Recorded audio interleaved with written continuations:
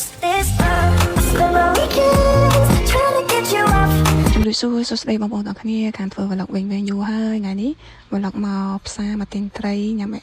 អីជុំគ្នានិយាយទៅវីដេអូទៅផ្សារនេះតាំងពី 3-4 ខែមុនមកហើយថតហើយអត់មានពេលកាត់អីចឹងណាបងប្អូនមកមើលទស្សនវិជ្ជាផ្សារត្រីនៅទូរគីវិញម្ដងត្រីគេអត់មានសម្បូរបែបនៅខ្មែរយើងទេផ្សារគេធំប៉ុណ្ណាមានតែផ្សារលក់បន្លែលក់ផ្លែឈើមកនិយាយពីកន្លែងលក់ត្រីហ្នឹងមានតែម៉ូតូ2តូបចឹងឯងព្រោះនៅស្រុកនេះគេអត់សូវហូបត្រីទេមានការអាណិតកូននេះជាខ្លាំងគាត់អត់ហ៊ានកាត់ត្រីទេឥឡូវតែអ៊ីនពួកខ្ញុំមកពួកខ្ញុំស្អាតពេកចឹងណាសប្បុរីផ្លែប៉ះផ្លែឈើរីអត់ចេះញ៉ាំចូលចិត្តនៅគេទេមកប៉ែតតែនឹងផ្លែក្រូចនឹងឯងទិញផ្លែក្រូច 2-3 គីឡូដើរតម្រុំទៅអស់ពីផ្សារហ្នឹងញ៉ាំអស់1គីឡូបាត់ឥឡូវមកមើលផ្លែអាហ្នឹងគេហៅផ្លែអីទេផ្លែខ្មែរយើងតែនៅទូរគីគេហៅផ្លែខាបាប់ចឹងណាអូនឹកឃើញហើយស្តៀងផ្លែតឡាចផ្លែណងយើងអញ្ចឹងរសជាតិក៏ដូចគ្នាដែរខានធ្វើវីដេអូវិញយូររៀងបញ្ចូលសំឡេងដូចរៀង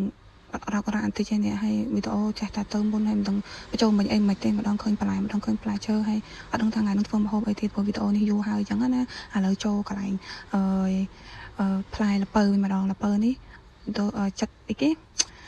កទៅធ្វើផ្អែមយូរទៅលេងស្គាល់ល្ពៅអស់ហើយនេះដឹងមិនទេឥឡូវទៅភ័យពេកយកខានធ្វើវីដេអូយូរហើយនិយាយដឹងណានៃនិយាយខុសរហូតនេះយូរមកផ្សារម្ដងហើយមកលោកនេះនឹងបន្លែច្រើនក៏មានអង្គរៈជួយកាន់បន្លែអីចឹងទៅឲ្យតែម្ដងមកផ្សារខ្ញុំពេញចិត្តបន្លែនៅស្រុកនេះមានមួយគឺ broccoli នៅស្រុកនេះគឺថោកមែនទែនហើយធម្មជាតិទៀតនៅខ្មែរថ្លៃណានៅនេះមួយតែ30តេលេអត់ដល់1រៀលទេទិញបន្លែប្លុកផ្លែឈើអីរួចហើយក៏មកទេមកធ្វើម្ហូបជុំគ្នាក៏ថ្ងៃហ្នឹងមានមុខម្ហូបពិសេសដូចជាម្ហូបនេះខ្ញុំភ្លេចឈ្មោះបាត់ហើយនេះចំហុយប្រហុកអត់ដឹងចំហុយអីគេទេកាលនោះភ្លេចមើលហើយឥឡូវមកមើលអាំងប្រហិតវិញម្ដងថ្ងៃនោះធ្វើមុខម្ហូបច្រើនតាំងពីចំហុយប្រហុកអីហើយមានប្រហិតមានជៀនត្រីជៀនអីចឹងតែថតអត់បានទាំងអស់ទេឥឡូវតែឆ្ងាញ់ជាប់មាត់រៀងខ្លួនគ្មានពេលថតចឹងណាខ្លាចមានអ្នកទៅដើមម្ហូបនេះក៏បាក់ហើម្លេះប្រហុកពងទាស្ងោរជាមួយប្រហុកចំហុយពងទានឹងឯងពិបាកហៅពេកខ្ញុំហៅថានំអាកោនៅភូមិប្រាក់ដាក់ទេដូចមែនទេហ្មងណាមិនងាយបានញ៉ាំមុខម្ហូបពិសេសអញ្ចឹងទេមកពេល4ឆ្នាំហើយម្ហូបក៏ឆ្អិនហើយអត់ដែរក៏ញ៉ាំជុំគ្នាហើយ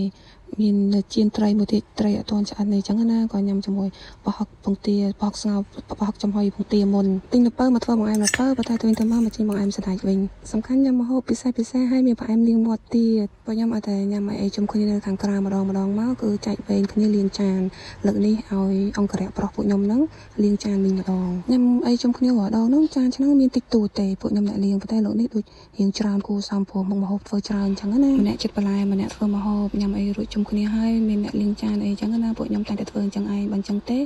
ធ្វើអីញ៉ាំអត់ទាន់ទេលាងចានរួចយប់ល្មមក៏នាំគ្នាទៅផ្ទះរៀងខ្លួនដល់ជារថភ្លើង